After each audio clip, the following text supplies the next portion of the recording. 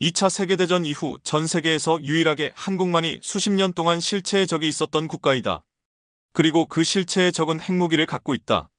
그런 국가를 상대하는 한국이 대체 어떤 전쟁 전략을 짜고 있겠는가? 한국은 전면전이 아니라 절멸전을 준비하는 국가이며 털끝 하나도 건드리면 안 되는 국가이다. 현재 국제사회가 혼란스러운 틈을 타 독도를 뺏어와야 한다고 외치는 극성 일본 혐한들의 목소리가 커지고 있습니다. 특히나 주한미군이 철수할 수도 있다는 떡밥이 일본에까지 화제가 되며 만약 다시 미국이 고립주의로 돌아간다면 그때야말로 한국의 버릇을 고칠 수 있는 기회라고 망언을 하고 있는 것이죠. 그런데 이러한 극성 혐한들을 참교육시킨 일본인이 있었는데요. 바로 십수년 동안 한국의 군사력과 전쟁 억지 전략을 연구해온 퇴역 사령관 토모아키의 일침이었습니다. 그는 일본에서 급격히 주목을 받고 있는 독도 침탈 시나리오가 말도 안 되는 엉터리라며 이 세상엔 절대로 건드려서는 안 되는 국가가 있는데 그중 하나가 한국이라고 말했죠. 한국은 북한이 핵을 사용했을 때 반격하는 전략을 이미 수립하고 있는데 그 전략의 이름 자체가 대량응징보복 작전이라며 한국은 공격을 받았을 때 말 그대로 모든 것을 쏟아부어 상대 국가를 구제불능의 상태로 만든다고 전했습니다. 실제로 KMPR로 불리는 대량응징 보복 작전은 한국군의 모든 훈련 역량을 전부 쏟아부어 압도적인 총공세를 가해 상대를 섬멸하는 작전으로 응징적 억제의 개념을 구현하고 있다고 평가받고 있습니다. 토모아키는 한국의 대량응징 보복 작전을 처벌적 억제라고 칭하며 그야말로 한국을 공격한다는 건 처벌받는 일이라고 강조했죠. 한국군은 고슴도치 전략을 짜고 있습니다. 이것이 뭘 의미하냐면 한국은 우리를 공격해도 좋다. 다만 공격할 거면 국가의 명운을 걸고 공격해라라고 메시지를 보내고 있는 것입니다. 한국은 핵무기를 가지지 않았는데도 공포의 균형을 유지할 수 있는 유일한 나라입니다. 북핵을 상대하고 있는 한국에게 전쟁 전략은 단순한 전면전이 아닙니다.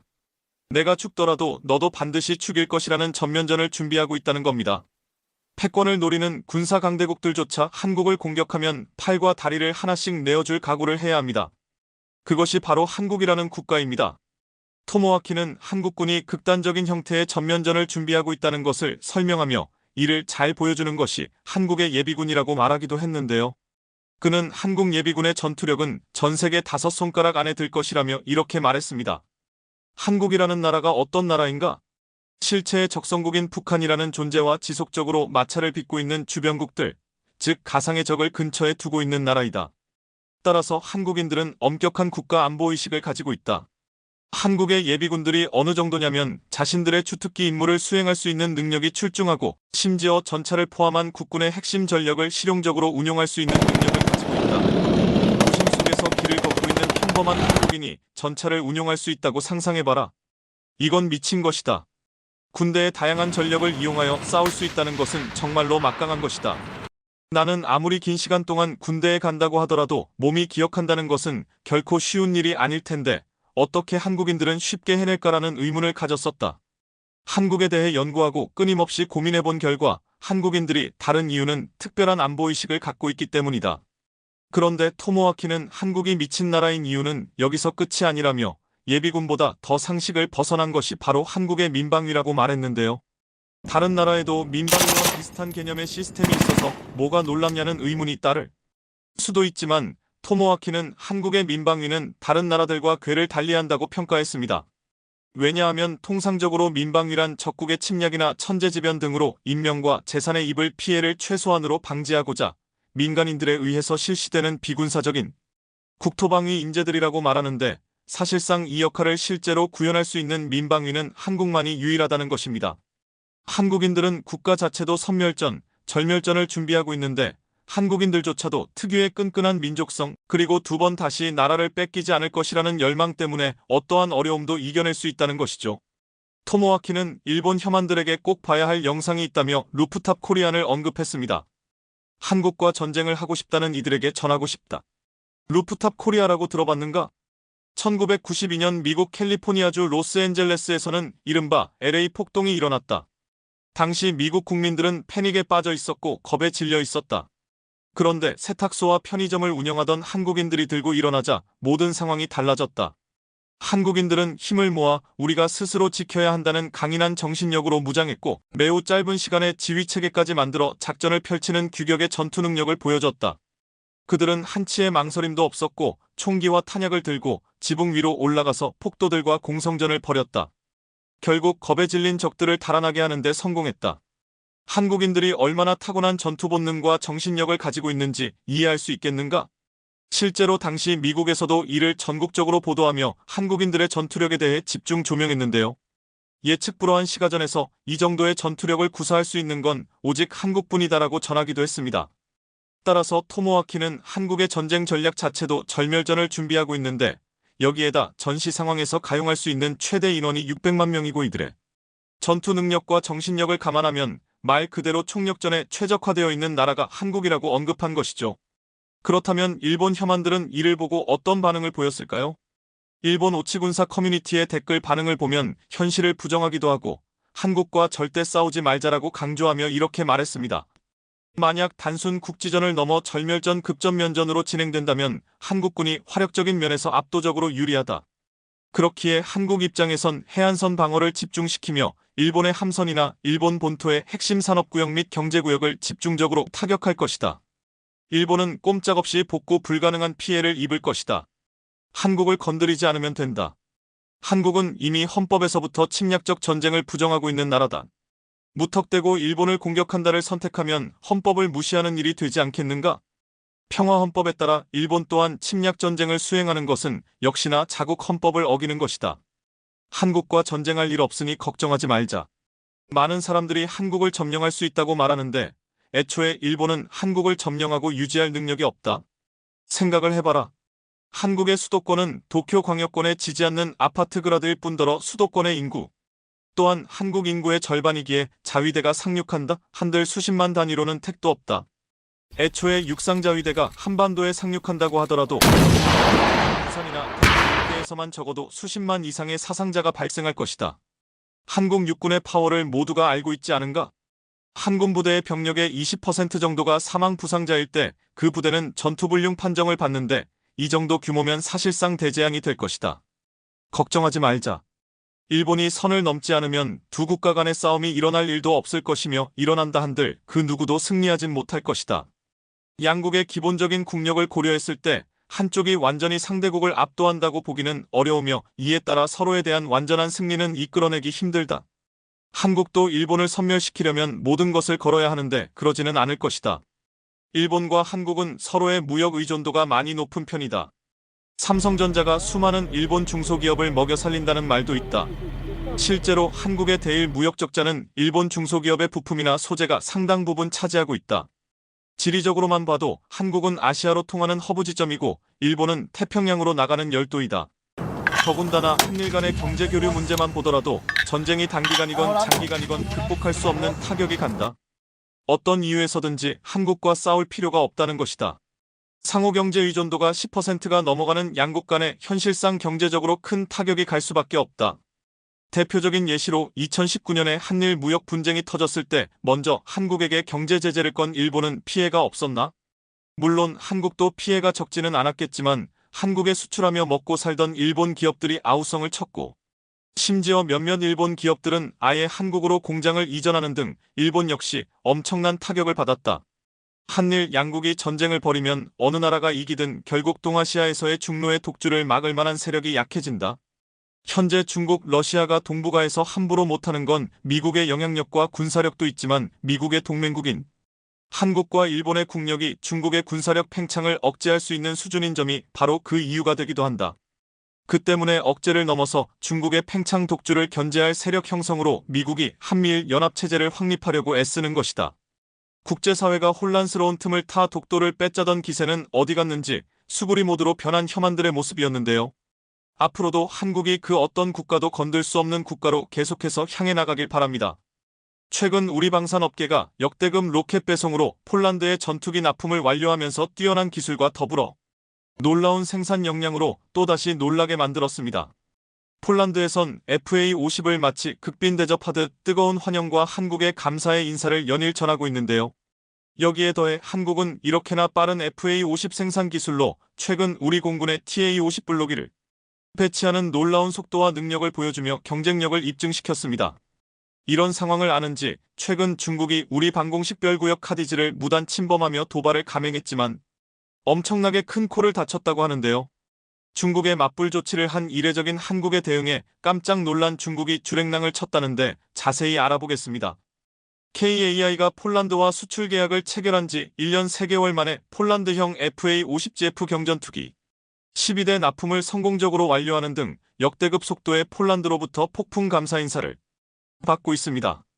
KAI는 2022년 9월 폴란드와 FA-50 48대 수출 계약을 체결한 이후 작년 7월 FA-50GF1, 2호기를 폴란드 민스크 공군기지에 납품한 걸 시작으로 12호기까지 한치의 오차 없이 인도의 계약을 이행했다고 밝혔습니다. 이로써 KAI는 폴란드가 사기로 한 FA-50 총 48대 중 12대를 납품했는데요. KAI에 따르면 남은 물량 36대는 쫄란드 공군의 요구에 맞춰 FA-50PL 형태로 개발해 2025년부터 2028년까지 납품할 예정이라고 합니다. 나머지 36대는 폴란드 공군의 전력 요구에 맞춰 항전 장비와 무장을 강화한 FA-50PL 기종으로 제작될 예정입니다. 앞서 KAI는 폴란드에서 FA-50 수출 주문을 받은 뒤 빠른 현지 납품을 위해 우리 군에 납품하기 위해 생산 중이던 TA-50 블로기를 폴란드 수출형 FA-50GF로 개량해 빠르게 대처할 수 우크라이나 사태로 인해 공군 전력 강화가 시급한 폴란드 수요를 맞추기 위해 우리 군의 대승적인 결단이 있었기에 지금의 성과가 나올 수 있었다는 평가입니다. 이런 이유로 폴란드 현지에서도 FA-50을 대하는 태도와 분위기가 사뭇 남다른데요. 실제로 폴란드는 한국에게 인도받은 민스크 공군기지에 도착한 12대의 FA-50을 공식 트위터에 공개하면서 대한민국의 전투기 납품 속도를 폭풍 칭찬하며 찬사를 보내왔습니다. 폴란드 군 당국에서 한국에서 들여온 전투기를 아주 자랑스럽게 여기며 FA-50 폴란드 성공을 지켜줄 것이라고 대외적으로 밝힌 겁니다. 정권 교체로 인해 한때 폴란드 정치권에서 한국산 무기 도입에 대한 부정적인 이야기가 나오기도 했지만 이번 일로 인해 한국산 무기를 자랑스럽게 여기고 있다는 걸 확인시켜줬습니다. 특히나 폴란드 국방부는 기존과 같이 한국과 무기 계약을 유지해가는 걸 충분히 만족하고 있으며 오히려 무기 도입 규모를 확대해야 한다는 주장입니다. 그리고 이런 분위기를 반영하듯 지난 2일 방사청과 폴란드 국방부가 군용항공기 가망인증 상호인정을 체결하면서 폴란드가 우리와 방산 협력 의지를 강하게 드러냈습니다.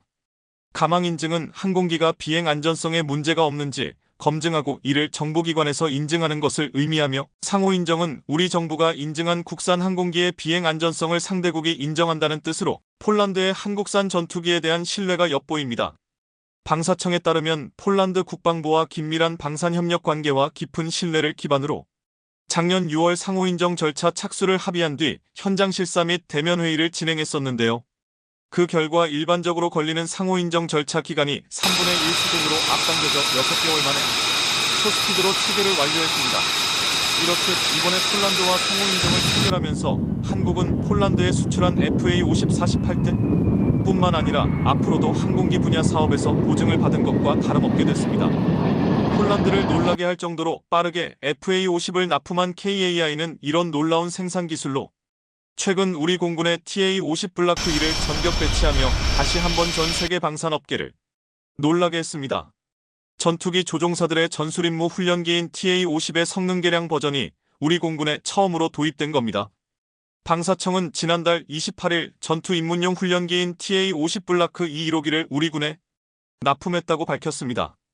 2020년부터 약 1조 원을 투자한 TA-50 블라크 2 사업은 전투조종사 양성을 위해 부족한 전투 입문용 훈련기 20대를 추가로 확보하는 사업입니다. 전투 입문용 훈련기는 전투조종사가 전투비행대대에 배치되기 전 무장과 레이더 운용 등 전술입니다. 공군에 따르면 우리 공군 조종사들은 입문 과정에서 국산 KT-100 항공기로 조종 훈련을 시작한 이후 국산 KT-1 항공기 중등 과정을 거쳐 T-50 고등 훈련기로 고등 과정을 마칩니다. 전투기 조종사가 되는 마지막 단계로는 전술 입문 과정에서 TA-50으로 전술 훈련을 숙달하게 됩니다. 이번에 배치한 TA-50 블라크 2는 경전투기인 FA-50의 최신 훈련기로 블라크 1의 공대공과 공대지 공격 능력에 더해 정밀 유도폭탄 운용 능력과 야간 투시 장치 사용에 적합한 조명 장치를 장착해 야간 비행 능력을 강화했습니다. 또 레이더 경보 수신기, 전자전탄 살포기를 통해 적의 공격으로부터 항공기 자체 보호 능력도 확충한 게 특징입니다. 이렇듯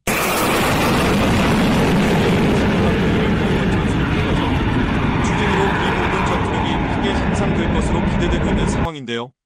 그런데 사실 최근 들어 우리 조종사들의 실력을 더욱더 향상해야만 하는 이유가 있었습니다. 지난달 중국 군용기 2대와 러시아 군용기 4대가 통해 한국 방공 시설을 늘어났기 때문입니다. 중국과 러시아 군용기가 공동으로 카디즈를 침범한 건 작년 6월 이후 6개월 만으로 빈도수가 잦아진 만큼 우리도 그에 상응하는 강력한 대응이 필요했었는데요. 이런 가운데 사실은 우리 군 당국이 작년 8월부터 중국 방공식별구역 CADIG에 공군 전투기를 진입시켜온 것으로 알려지는 등 과거와 다른 이례적인 대응에 중국을 깜짝 놀라게 했습니다. 중국 전투기 폭격기 등 군용기의 카디즈 무단 진입에 맞대응해 조치를 취했기 때문입니다. 그동안 중국 군용기는 카디즈에 사전 통보도 없이 자기 안방처럼 넘나들기를 반복했지만 우리 군은 전투기를 출격시켜 근접 비행하거나 외교 루트를 통해 항의하는 등 톤 다운된 반응으로 대응해왔었습니다. 때문에 이번에 강경 대응으로 기조를 바꾸면서 중국이 적잖게 당황한 기색을 보였는데요. 사실 방공식별구역은 영공과는 다른 개념이지만 다른 나라 방공식별구역 안에 진입하는 군용기는 미리 통보하는 것이 국제관행입니다. 그럼에도 불구하고 중국과 러시아가 이런 국제관행을 완전히 무시하고 카디즈를 제집 드나들듯이 특히나 최근 미국과 중국의 갈등이 깊어지면서 중국과 러시아가 한반도 주변에서 군사활동을 늘리고 있는데 실제로 재작년에만 중국은 무려 70회, 러시아는 10번이나 카디즈를 침범했습니다. 지난달 국방부는 중국 군용기의 카디즈 진입은 올해에만 133회로 2019년부터 작년까지 연평균 60회를 기록했던 것에 비해 부쩍 늘었다고 밝혔습니다. 더구나 중국은 대만 해협 인근에서도 항공모함을 동원해 대규모 공중해상 훈련을 확대하고 있는 상황으로 최근 들어 돌발 행동이 잦아지고 있습니다. 그리고 이번에도 역시 중국과 러시아는 카디즈에 진입하면서 우리 측에 아무런 통지도 하지 않았습니다. 상황이 이러자 우리 공군에서도 더 이상 지켜만 보지 않고 이례적으로 강경 대응에 나섰고 여기에 중국이 반응했습니다. 사실 우리 군은 중국과 러시아 군용기가 카디즈에 진입하기 전부터 다가오는 움직임을 식별해 예의주시하고 있는 등 만일의 사태를 대비한 준비 태세를 항상 갖추고 있었습니다. 이런 가운데 이번에 중국, 러시아 군용기 6대가 카디즈에 진입하자 우리 공군은 즉각 전투기를 출격시켜 우발 상황에 대비하는 전술 조치를 실시하며 중국과 러시아를 당황하게 만들었습니다. 이에 대해 군 관계자는 당당한 외교를 위해 비례성의 원칙에 따라 맞대응에 나선 것이라고 밝혔습니다. 중국의 카디즈 무단 진입에 대응해 우리 전투기가 카디즈에 처음 진입한 건 작년 8월로 앞서 11월 중국이 러시아 군용기와의 연합훈련 명분으로 카디즈에 진입했을 때에도 우리 공군 전투기가 카디즈에 동일거리, 동일시간 진입해 대응 작전을 펼쳤습니다. 국방부 관계자는 과거 중국 군용기가 카디즈로 넘어오면 경고 등 수세적 대응을 했지만 이제는 우리 군용기도 중국 군용기가 카디즈에 진입한 동일한 거리만큼 카디즈로 넘어가고 있다며 우리 역시 맞대응하고 있다는 사실을 전했습니다. 다만 우리 군 당국은 직접적인 군사적 충돌을 방지하기 위해 중국과는 다르게 카디즈 진입 시 중국 측에 사전 통보는 하고 있는데요. 국방부는 중국은 통보 없이 넘어오지만 우리는 통보하고 진입하고 있다면서 중국에 계속 사전 통보 없는 카디즈 진입을 제기하고 있다고 밝혔습니다. 이렇듯 우리 군이 카디즈에 진입할 때 사전 통보까지 하는 만큼 명분이 없는 상황에서 중국이 공개적으로 따지지 못하고 있는 상황입니다. 당당한 외교를 하려면 군사적으로 확실한 맞대응 조치가 필요하다는 게 우리 군 당국의 입장으로 앞으로도 중국과 러시아의 무단 침입에 두고만 보지는 않을 것으로 보입니다. 그런데 사실 우리 군의 카디즈 진입 맞대응에 대해 중국이 조용히 침묵하고 있는 건 우리 조종사들의 엄청난 조종 실력에 기반한 전투력에 두려워하고 있기 때문입니다. 그것도 그럴 것이 앞서 2023년 탑건에 선정된 F-15K 전투기 조종사 임우영 대위는 1000점 만점에 1000점을 획득하며 엄청난 조종 실력을 드러내기도 했는데요. 성능 좋은 전투기와 더불어 뛰어난 명사수가 존재한 한국을 두려워하고 있는 것으로 보입니다. 공군에 따르면 김 대위는 2023년 공군 공중사격대회 공중사격 분야 공대지 폭격 부문에서 만점을 기록하며 공대지 폭격은 가상의 지대공 미사일 위협을 뚫고 목표 지점으로 들어가 3km 상공에서 목표물을 명중시키는 능력을 평가하는데 당시 김 대위가 기록한 공대지 폭격의 오차는 15cm에 불과했습니다. 대한민국이 AI도 하지 못하는 1000점 만점에 1000점 기록한 탑건을 보유했다는 것만으로도 중국을 떨게 만들고 있는 것 같은데요. 역시나 중국은 말이 아니라 행동으로 명확한 메시지를 줘야 추가 행동을 막을 수 있는 것 같습니다. 최근 우크라이나 상황이 장기전으로 돌입하면서 국제사회가 의견을 대립하고 있습니다. 장기간의 군사적 대치 상황으로 글로벌 공급망과 에너지난이 유발되는 가운데 누군가는 이번 일로 많은 이익을 보고 있고 누군가는 또 커다란 손해를 보고 있어. 같은 동맹국 그룹에 있지만 갈수록 의견 차이가 생길 수밖에 없습니다. 최근엔 한국이 안보 위협을 느끼는 유럽과 중동 등 전 세계를 대상으로 방산무기 수출을 늘려가자 일부 국가들에선 우크라 상황으로 방산대국이 된 한국이 우크라의 군사물자를 직접 지원해야 한다는 황당한 주장까지 나오고 있는 상황입니다. 미국과 유럽 등 주요 서방 국가들이 우크라이나에 직접적인 무기 지원을 하는 이유는 인도적인 지원이 아니라 동유럽과 붙어 있어 유럽 대륙과 생활권을 공유하는 우크라이나가 러시아에게 넘어간다면 유럽의 안보 불안과 국방 비용 증가 등 여러 가지 개선에서 불리하기 때문에 직접적인 지원에 나서고 있습니다. 이에 반해 한국은 우크라이나에게 직접적인 빛이 없으며 우크라이나가 한국전 참전국도 아니지만 현재까지 도의적으로 방탄 헬멧과 구호용품 등 비살상 물자를 지원해주고 있습니다. 반면 군수물자 위주로 지원하는 서방 국가들은 최근 우크라이나 지원 예산과 금액이 너무 커져 부담감을 느끼는 가운데 한국의 방산 장비가 좋다는 소식을 들었는데 한국의 지원을 촉구하고 있다는 소식이 나오고 있지만 얼마 지나지 않아 한국의 이런 주장을 한 사실을 후회하는 상황이 나오고 있습니다. 관련 소식을 자세히 알아보겠습니다. 자국에 위치한 레나 군사기지에서 기자회견을 열고 독일로부터 레오파르트 전차 54대를 주문하겠다는 발표를 했습니다. 이어서 상황을 지켜본 뒤 18대를 추가로 구매할 수도 있다는 가능성을 남겨두었습니다. 노르웨이는 원래 이보다 더 많은 수의 최신형 전차를 구매하려던 계획이었으나 우크라이나 상황을 분석한 뒤 전차보다는 군사용 드론과 장거리 자주포 등을 더욱 늘려야 한다는 결론을 내리고 전차 구매 물량을 축소했습니다.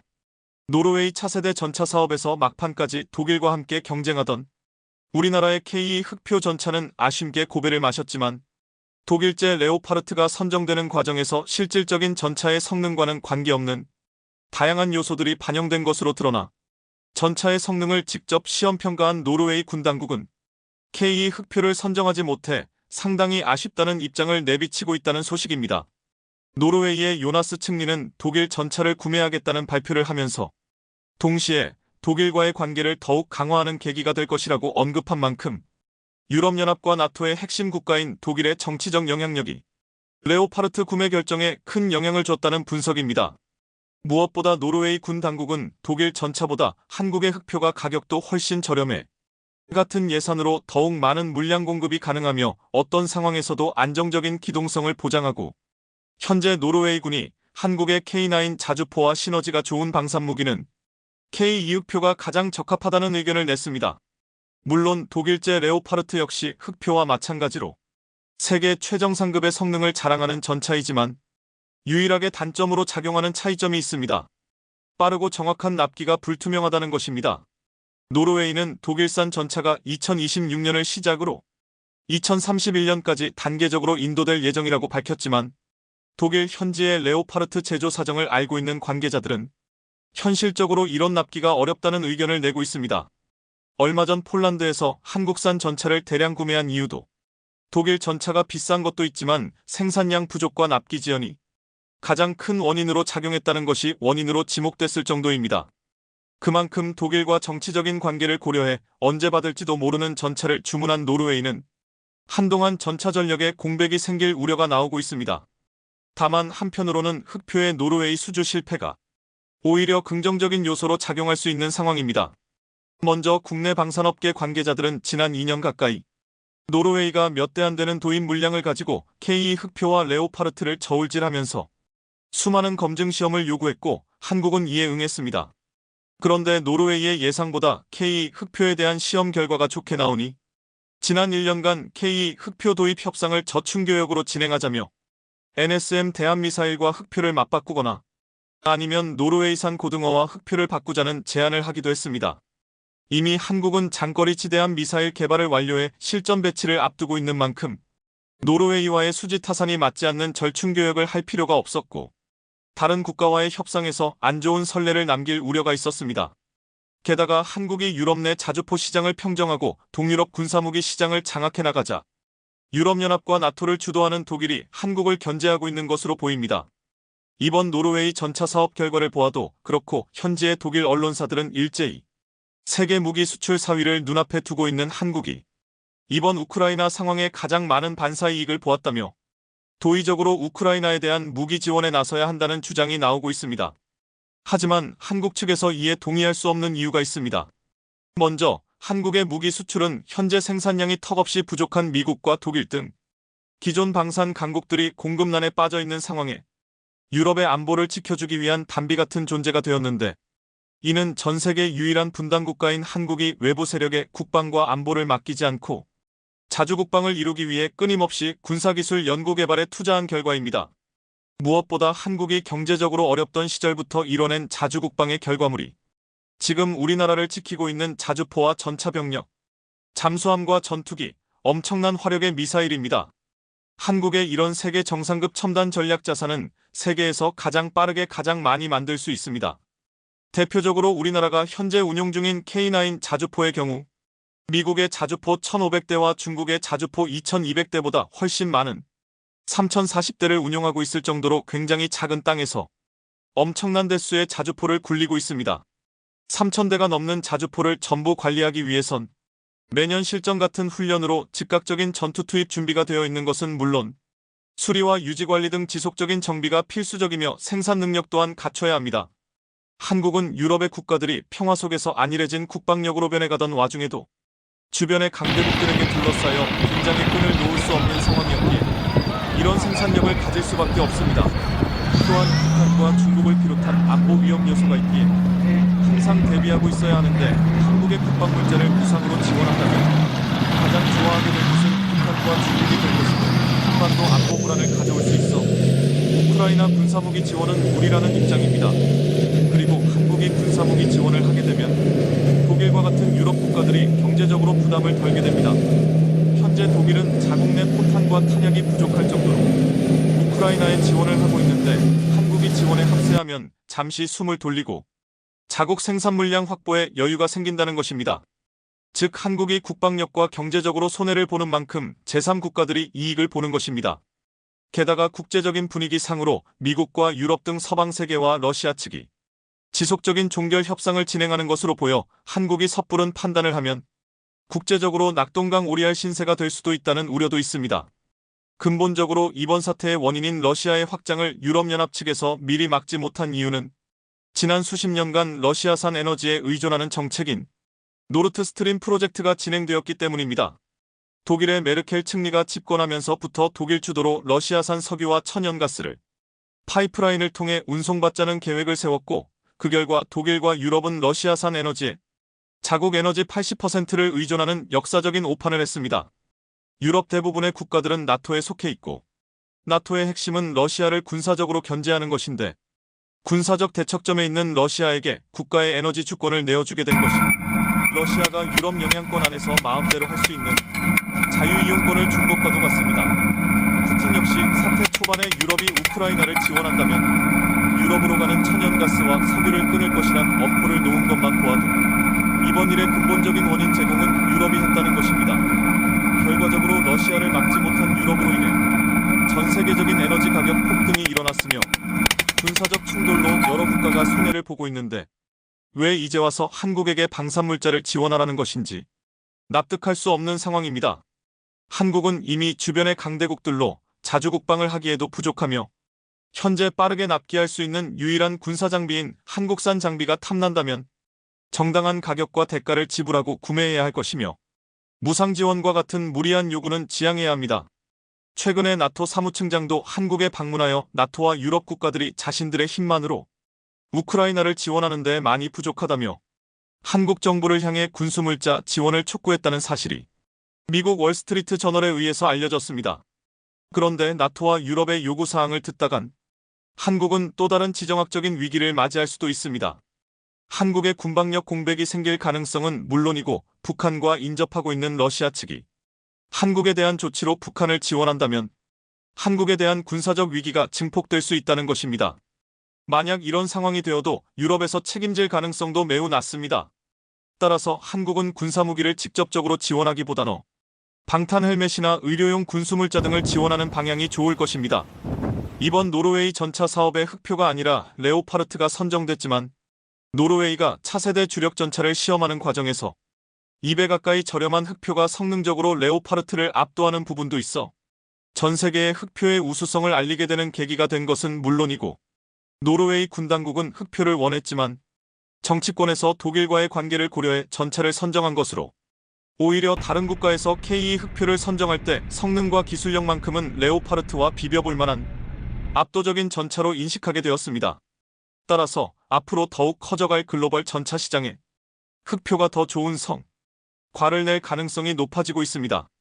연평도에 비상활주로와 자주포, 배치가 가능한 연육교를 만들 수 있을까요? 연평도의 안보 위협이 점점 커지고 있습니다. 또한 백령도에 대한 중국 등 적성국들의 위협이 커지면서 최근의 상황을 짚어봅니다. 북한에서 연평도 일대에 대한 무력 도발이 지속적으로 일어나고 있습니다. 이러한 상황에서 우리나라 서해오도에 대한 국제적 조명이 높아지고 있습니다. 마치 대만의 금문도와 흡사한 지정학적 위치를 가지고 있습니다. 금문도는 대만의 영토이지만 중국의 바로 앞에 위치한 섬입니다. 이처럼 우리나라 서해오도 역시 북한의 옹진반도를 감싸고 있을 뿐만 아니라 남한 본토와 멀리 떨어져 있어 안보상 매우 염려되는 장소였으나 그 상황이 달라질 것으로 기대되고 있습니다. 그 중에서 서해의 외딴섬 연평도는 가장 안보적으로 위협에 노출된 섬 중 하나입니다. 주변의 연평도를 보호해줄 만한 남한 영토가 다소 부족하고 인천 본토까지 섬이 멀리 떨어져 있어 유사시 지원이 다소 어렵다는 특징이 있습니다.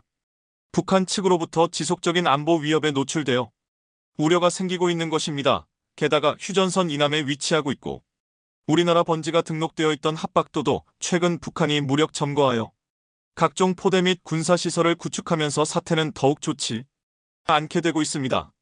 연평도까지의 연육교 건설 가능성은 사실 연평도에서 강화도까지 안보 목적의 다리를 건설하면 연평도 일대에서의 안보적 리스크를 최소화할 수 있습니다. 또한 비상활주로로 건설하게 되면 서해 바다의 불침 항로로서의 역할도 병행 수행이 가능할 수 있습니다. 연평도에서 가장 가까운 말도까지는 약 30km 정도로 우리나라에서 가장 긴 다리인 인천대교의 3배 정도입니다. 게다가 이 일대의 수심은 상당히 낮아 연육교 건설의 난이도가 높지 않은 편입니다. 인천대교의 건설 비용은 1조 3천억 원 수준이었는데 이에 3배 정도라고 생각하고 계산해 볼 경우 약 3조 원가량이 소모될 수 있고 혹은 더 낮을 가능성도 있습니다. 그 이유는 인천대교처럼 선박 통행을 위한 긴 현수교가 필요 없기 때문입니다. 만약 연평도까지 안보 용도의 연육교를 만들고 장사정포를 배치할 수 있는 시설 비상시 공군의 이착륙 용도 시설을 함께 갖춘 시설을 만들게 된다면 연평도와 서해오도의 안보 리스크를 최소화할 수 있습니다. 무엇보다 이 다리가 만들어지게 되면 미래에 매우 유용할 수 있습니다. 바로 경기만 매립 사업이 국내 싱크탱크 사이에 논의됐었던 적이 있기 때문입니다. 서해의 낮은 수심을 이용해 일부 경기만을 매립하여 시가화 혹은 여러 용도로 활용하자는 아이디어였는데 연평도까지 연결되는 연육교가 만들어진다면 이러한 프로젝트가 조금 더 가시화될 수 있습니다. 또한 향후 산동반도와 한반도를 연결하는 교통망 구축 시에도 웨이하이 백령도 노선에서 서울까지 최단거리로 연결되는 교통망을 구축할 수 있을 것으로 기대됩니다. 안보 기지화되는 백령도 남한 기준 대한민국의 영해 밖에 있는 섬이 3개 있습니다. 바로 울릉도, 독도, 백령도가 그 섬들인데요. 이 섬들에 설정된 영해와 대한민국 본토 사이의 영해 사이에는 공해가 위치해서 마치 외국과 같은 거리감이 있는 섬입니다. 그 중에서 백령도의 위치는 매우 특별합니다. 북한의 해안 깊은 곳에 평양과 가깝고 또 요동, 산동, 심지어는 중국의 수도 베이징의 외항인 텐진항까지 직선으로 마주보고 있는 섬이 바로 백령도입니다. 지정학적 위치가 매우 대단한 섬이지만 서울에서 백령도까지는 7시간이 걸리는 엄청난 제한이 있습니다. 백령도는 인천광역시에 속하고 있지만 옹진반도 끝에 위치하고 있을 뿐만 아니라 북한의 접경 해안지대와 접하고 있어 매우 경로가 불리합니다. 그런데 최근 백령도의 엄청난 기지화로 주목받고 있습니다. 첫 번째 기지화되는 백령도. 최근 백령도의 3,000톤급 카페리 터미널 건설이 시작되고 있습니다. 그동안 백령도는 지정학적 위치에 비해서 다소 접근성과 인프라가 떨어진다는 우려가 있었습니다. 과거에 이곳에 미군 부대가 위치했을 당시에는 백령도의 백사장이 활주로처럼 단단해지는 천연 활주로의 기능을 가짐으로써 접근성이 매우 좋았습니다. 하지만 최근에는 천연 활주로의 기능을 하지 못할 뿐만 아니라 점점 안보 충돌 위기가 커지기 시작하면서 백령도가 본토로부터 단절된다는 우려가 있었습니다. 하지만 백령도에 최근 3,000톤급 카페리 터미널을 비롯한 여러 가지 개발 사업이 진행되면서 백령도가 이제 인천의 그저 그런 섬이 아닌 엄청난 섬으로 발전할 것으로 보입니다. 게다가 백령도 공항 역시 기획재정부의 예비타당성 조사 사업을 성공적으로 통과하면서 2027년까지 개항을 목표로 건설 사업이 추진되고 있습니다. 이를 대비해 백령도에서는 내국인을 대상으로 한 내국인 면세점 건설을 추진하고 있고 백령도 공항과 김포공항을 연결하는 항로에 대형 항공사들이 관심을 보이고 있는 상황입니다. 관광객들이 많이 들어오면서 인프라가 더욱 탄탄해지고 서해 바다의 하와이와 같은 섬으로 재탄생할 것으로 기대됩니다. 두 번째, 중국이 두려워하는 이유. 백령도가 기지화되는 것은 중국이 다소 껄끄러워할 가능성이 큽니다. 중국은 이미 백령도 앞바다에 해군을 끌고 와 무력 시위 및 무력 훈련을 진행하고 있습니다. 동경 124도선을 중국 측에서 일방적으로 선을 그어놓고 백령도 코앞바다에서 훈련을 하는 상황입니다. 그런데 만약 백령도에 여러 대의 비행기들이 매 시간마다 오가고 대형 합선들이 정박 가능한 시설이 대규모로 갖추어지기 시작한다면 상황이 달라질 가능성이 큽니다. 무엇보다 중국이 백령도를 두려워하는 이유는 바로 백령도가 중국 베이징 앞바다까지 뚫려있는 섬이기 때문입니다. 즉 백령도에서 직선으로 선을 그으면 보하이만 안쪽 텐진까지 직선으로 연결되는 섬이라는 것입니다. 만약 한국이 러시아의 포세이돈, 북한의 러시아 포세이돈을 모델로 만든 해거래 해일과 같은 해거래 기술을 갖고 있다면 잠수함이나 군함을 띄우지 않고도 한국의 영해 안에서 발사하여 보하이만 일대를 초토화시킬 수 있는 위치가 바로 백령도이기 때문입니다. 다른 옌타이, 웨이하이와 같은 중국의 핵심 동북 연안 도시들을 감시할 수 있는 위치 역시 백령도이며 백령도의 위치에서 중국의 항공모함 함대의 이동을 육상에서 감시할 수 있는 위치가 바로 백령도입니다. 세 번째, 북한 중국의 자유화 이후 엄청난 섬이 될 백령도.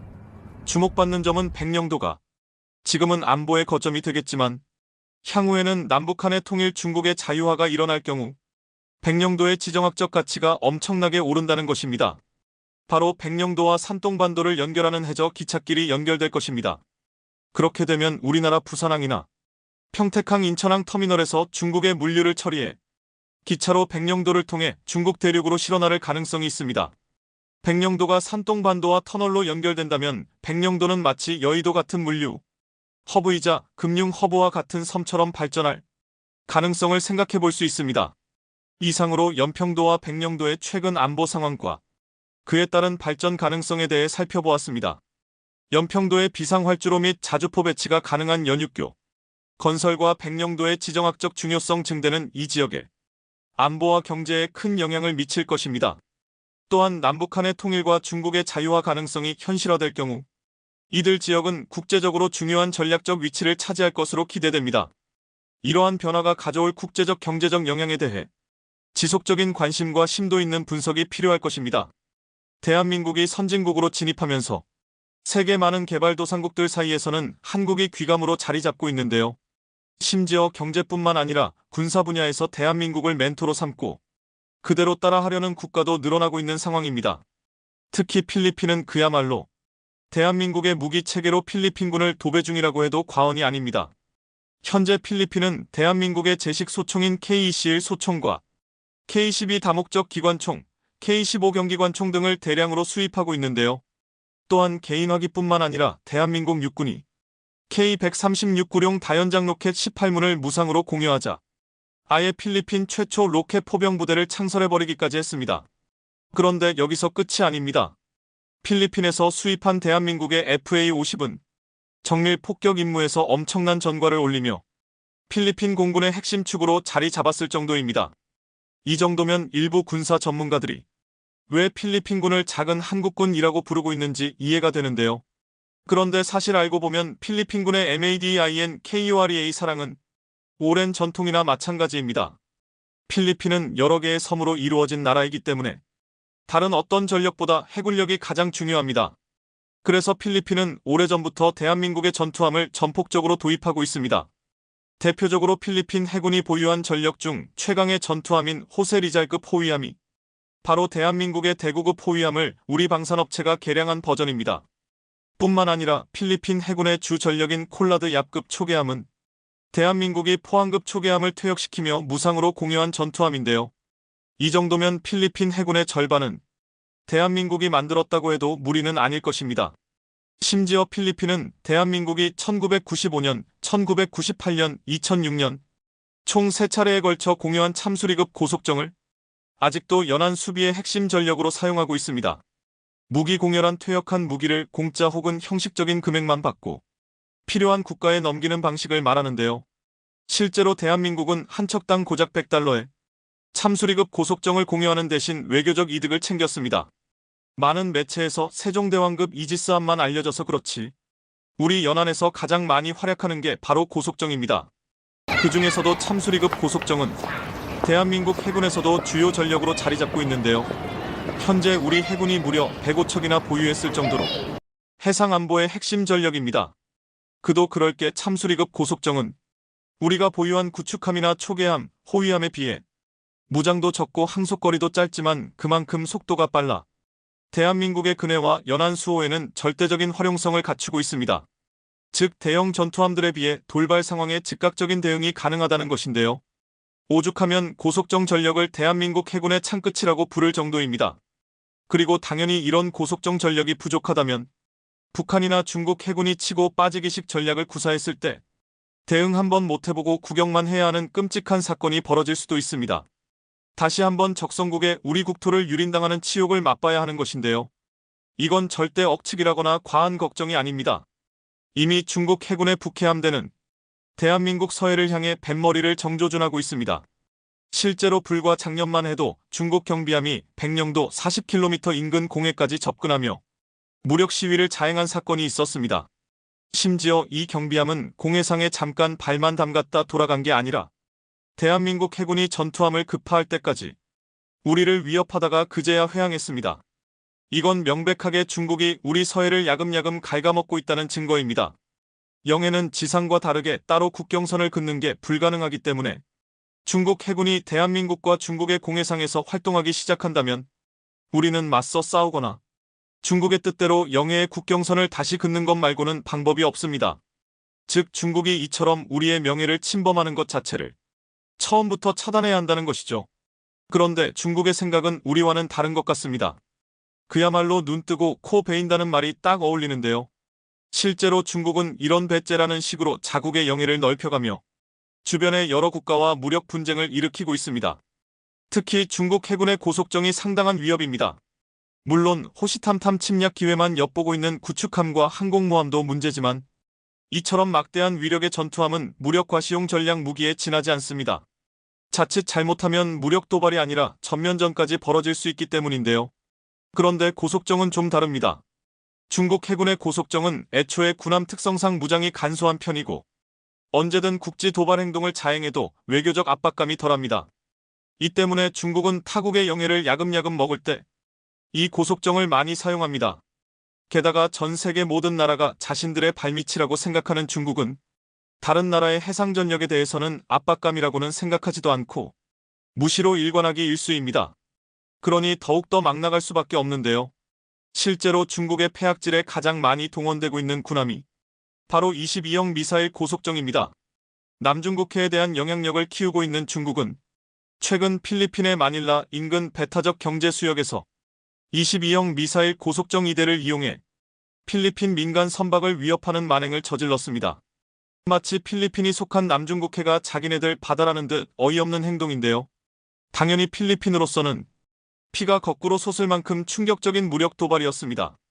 그런데 필리핀은 뾰족하게 대응할 수 있는 방법이 외교적 이해 제기 말고는 하나도 없었습니다. 그럴 수밖에 없는 게 22형 미사일 고속정은 YJ-83대함 미사일 8발에 AQ-636연장 30mm 주포를 무장으로 갖춘 상당히 강력한 미사일 고속정이기 때문입니다. 심지어 이런 강력한 무장을 갖추고 있으면서도 최대 시속 67km의 빠른 속도로 운항할 수 있어서 현재 필리핀 해군력으로는 도저히 따라잡을 수가 없습니다. 심지어 22형 미사일 고속정은 허접한 수준이긴 하지만 스텔스 성능까지 갖추고 있어 레이더로 탐지하기도 어렵습니다. 그런데 이런 일은 대한민국에도 아주 심각한 위협입니다. 중국이 지금 당장이야 해군력이 약한 남중국해 국가들의 만행을 저지르고 있지만 이미 북해 함대가 대한민국 서해를 정조준하고 있는 이상 22형 미사일 고속정으로 우리에게 도발을 자행할 수도 있기 때문입니다.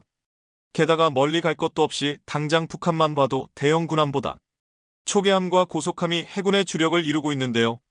심지어 유사시 무려 5,000명의 병력을 한 번에 상륙시키기 위해 공기부양정만 130척 이상을 보유하고 있습니다. 반면 대한민국 해군은 불과 몇 년 전까지만 해도 첫 취역일로부터 무려 40년이나 지난 참수리급 고속정을 운용해왔습니다.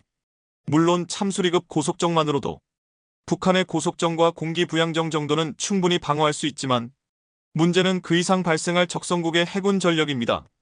실제로 대한민국은 제2면평해전을 겪으면서 참수리급 고속정의 한계를 뼈저리게 느꼈습니다. 당시 우리 장병의 눈물겨운 희생으로 아주 비싼 값을 치르면서 대한민국 해군은 양보다 질이라는 교훈을 깨닫고 연안 수호 전력을 대폭 강화했습니다. 이렇게 탄생한 것이 바로 신형 참수리급 고속정인 참수리 211 고속정입니다. 해군의 창끝을 계승한 참수리 211 고속정은 말만 참수리급이지 그 속은 완전 다른 군함이라고 봐도 무방한데요. 우선 기존의 고속정과는 비교가 만들 정도로 무장을 대폭 강화했습니다. 주포를 40mm 보포스 단장포에서 KP-76L-62 구경장 76mm 함포로 강화했습니다. 두 체급 위인 초계함과 같은 수준의 공격력인 셈입니다. 게다가 병사들의 생존력을 높이기 위해 함 내에서도 조종할 수 있는 12.7mm 무인 포탑 2대를 부무장으로 갖췄는데요. 하지만 무엇보다 가공할 만한 무장의 변화는 130mm 비룡유도 로켓을 12셀이나 탑재했다는 것입니다. 비룡유도 로켓은 지면 신관을 채택하여 적 군함의 갑판을 뚫고 함 내에서 무려 8kg에 달하는 고폭탄을 폭발시켜 적 함선에 괴멸적인 타격을 입힐 수 있습니다. 또한 사정거리는 20km나 되기 때문에 먼 거리에서 중국의 고속정이나 공기부양정을 정밀 타격할 수 있는 정확도도 갖추고 있습니다. 또한 비룡유도 로켓은 발사 후 망각 체계로 일단 조준하고 발사하고 나면 로켓이 알아서 적 군함을 쫓아 타격하는데요. 이 덕에 동시에 3개 이상의 목표물과 동시에 교전이 가능합니다. 이 정도면 중국이나 북한의 고속정 따위는 감히 비교할 수 없을 정도로 막강한 화력이라 할 수 있습니다. 심지어 이만한 무장량을 탑재하고서도 최대 시속 75km로 운항할 수 있어 어떤 무력 도발에도 선제 대응할 수 있습니다. 그런데 대한민국의 연안 전력 강화는 여기서 끝이 아닙니다. 실제로 우리 해군은 아예 노후화된 초계함을 대체할 생각으로 고속정보다 한 단계 상위 체급인 고속함을 도입했는데요. 제2연평해전의 영웅 6명의 이름을 딴 윤영하급 고속함입니다. 윤영하급 고속함은 이미 총 18척이 건조되어 실전 배치가 완료되었는데요. 규모를 키운 만큼 초계함이나 호위함에서 사용하는 76mm 함포와 40mm 쌍열 노봉함포를 탑재하고 12.7mm 중기관총을 탑재했습니다. 게다가 국산대함 미사일인 해성의 이면장 발사기를 2대 탑재하면서 전투력을 극한까지 끌어올렸습니다. 뿐만 아니라 최초의 국산 전투체계인 SYQ-540K와 3차원 레이더를 갖춤으로써 적 사정권 밖에서 대응이 가능한 것이 장점인데요. 그리고 워터제트 추진으로 저수심에서 어망 등의 방해를 받지 않고 항해가 가능하며 스텔스 기술을 적용해 레이더 피탐지율을 줄이면서 방화격벽 설치로 함정 생존성이 향상됐습니다. 이런 성능 덕분에 중국의 초계함이나 호위함까지 상대할 수 있습니다. 여기서 대단한 것이 앞에서 소개한 함선들 모두 한국의 기술로 선박부터 무장체계까지 개발했다는 것입니다. 심지어 참수리 211 고속정과 윤영하급 고속함은 압도적인 기술력으로 한 척 한 척이 구형 참수리급 고속정과 비교할 수 없을 정도로 넓은 작전 수행 능력을 갖추고 있습니다. 이 덕에 우리 해군 장병들이 더 이상 노후화된 참수리급 고속정으로 인한 불안한 작전 수행 능력에 의지할 필요가 없어졌습니다. 한편 지난 6월 20일 제2면평해전이 무려 20년 만에 승전의 이름표를 달고 해 기념식을 거행하게 되었습니다. 우리 대한민국의 자랑스런 6영웅들의 희생으로 지킨 바다가 다시는 적성국의 야욕에 휘둘리지 않도록 우리 대한민국 해군은 더욱 강해질 것입니다. 잘 나가던 한국의 K2 전차에 최근 의외의 복병이 생겼다고 해 비상이 걸렸습니다. 다름 아닌 폴란드에서 한국 전차에 대해 자신들의 부품을 베낀 짝퉁 전차라는 음해성 루머나 나돌고 있다는데요. 이러는 와중에 최근 중국에서는 수출용 전차의 최신 기밀 자료가 유출되면서 처참한 기술 수준이 드러나 발칵 뒤집어졌다고 합니다.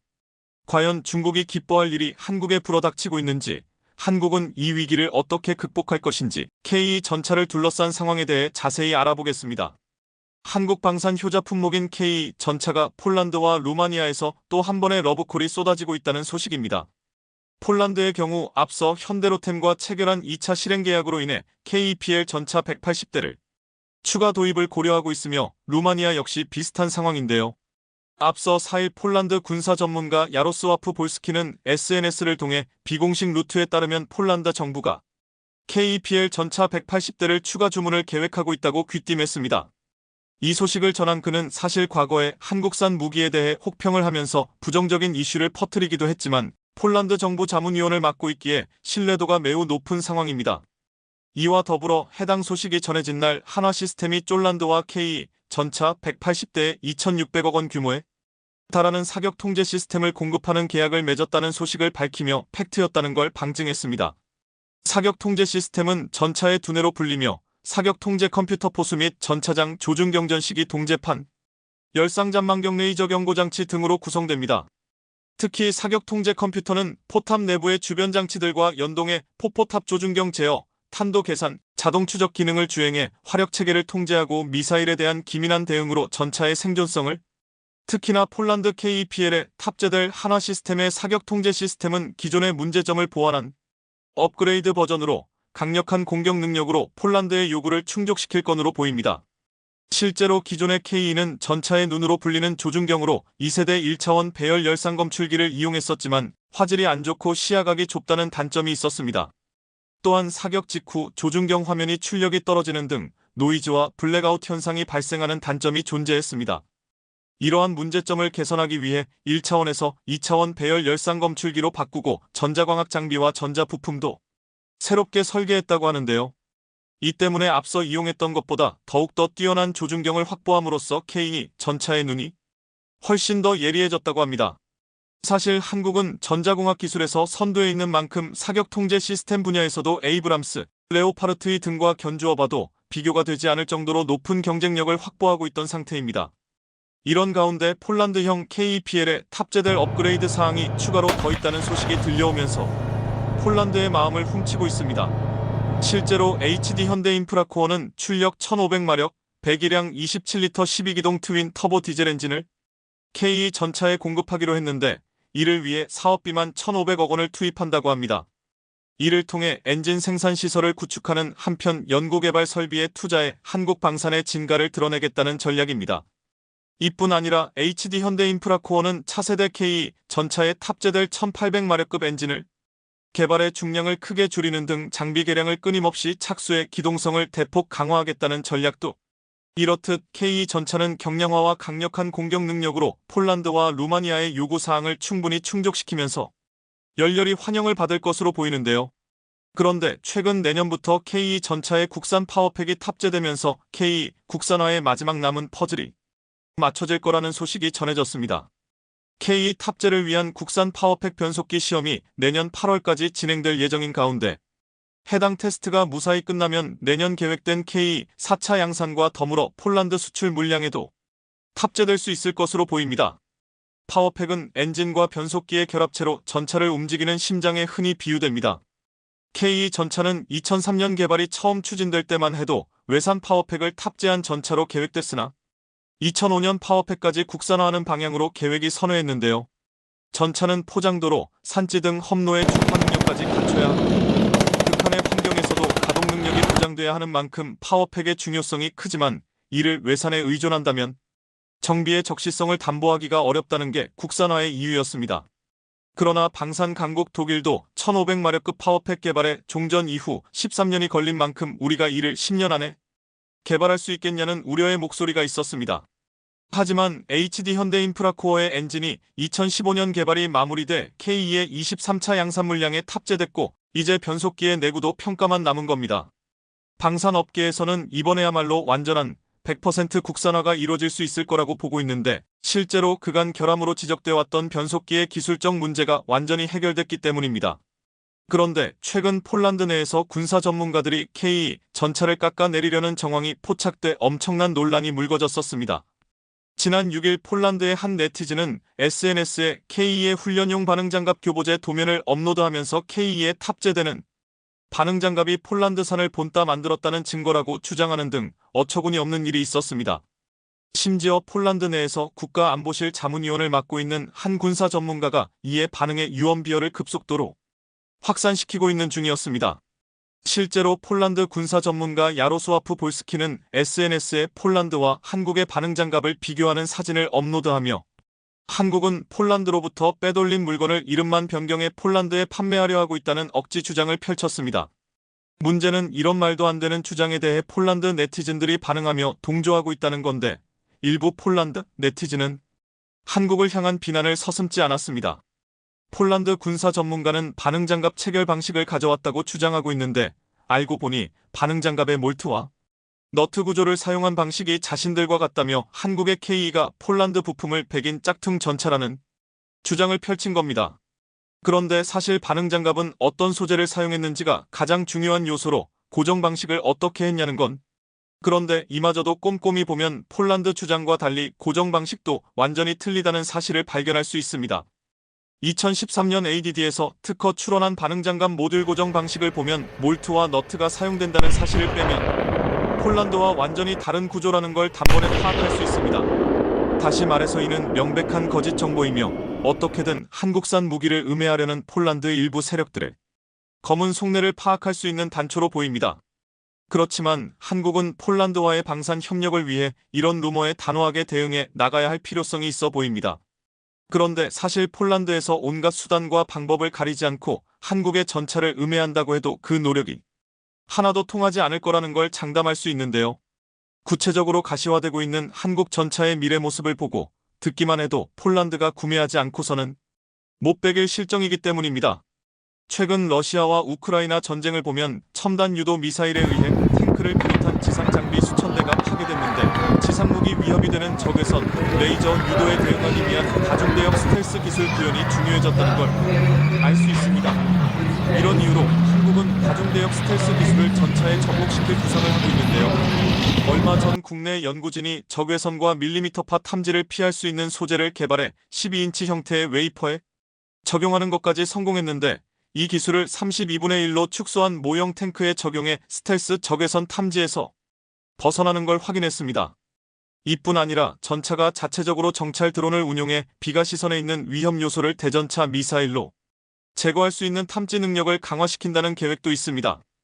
여기에 더해 포탑에 있는 드론 제머를 통해 적의 드론을 무력화시키는 것도 가능하며 차체에 탑재된 파노라마 잠망경을 통해 전차 승무원들에게 넓은 시야를 확보할 수 있게 함으로써 상황 인지 능력 또한 엄청나게 향상될 것으로 기대됩니다. 이 외에도 차세대 전차에는 360도 주변 상황을 직접 보는 것과 같은 증강 현실을 제공하는 한편 최첨단 복합장갑을 채용하면서 방어력이 증대될 것으로 보입니다. 이쯤 되면 폴란드가 자신들이 한 짓으로 인해 어떤 끔찍한 결과를 초래할 수 있는가 깨닫게 되면서 뒤늦게 후회하고 있을지도 모릅니다. 반면에 중국 전차의 현재 상황은 한국과 달리 매우 처참한 상황이 연출되고 있습니다. 중국의 주력 전차의 최신 기밀 자료가 유출돼 중국이 발칵 뒤집어진 건데요.